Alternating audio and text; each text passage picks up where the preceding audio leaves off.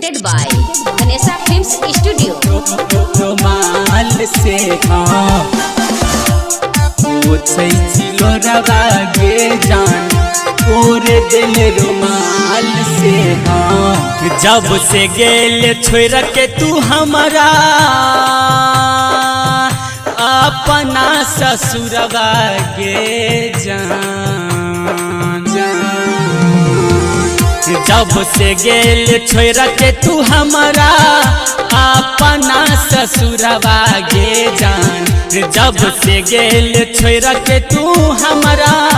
अपना ससुरवा गे जान आ तोरे दिल रुमाल से हम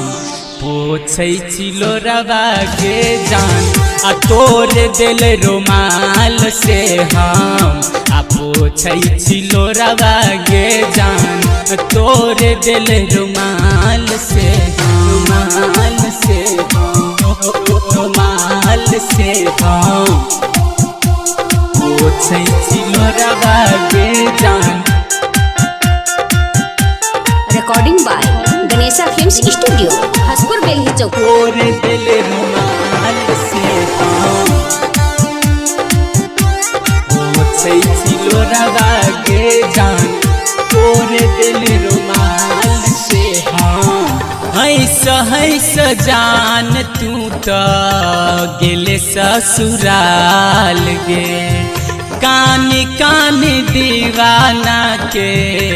भेलो बुरा हाल गे हो हैस जान तू तो गेले ससुराल गे कानी कानी दीवाना के भेलो बुरा हाल गे जनने न छलिए हान बनबे कठोर गे जान जनने न छलिए हान बनबे कठोर गे जान आ तोरे दिल रुमाल से हम पोछै छिलो गे जान तोरे दिल रुमाल से हम पोछै छिलो गे जान तोरे दिल रुमाल से हम। अभी आप सुन रहे हो हसपुर बेली चौक से गणेशा फिल्म्स स्टूडियो की प्रस्तुति। तोरे दिल रुमाल से हम पोछै छिलो गे जान तोरे दिल रुमाल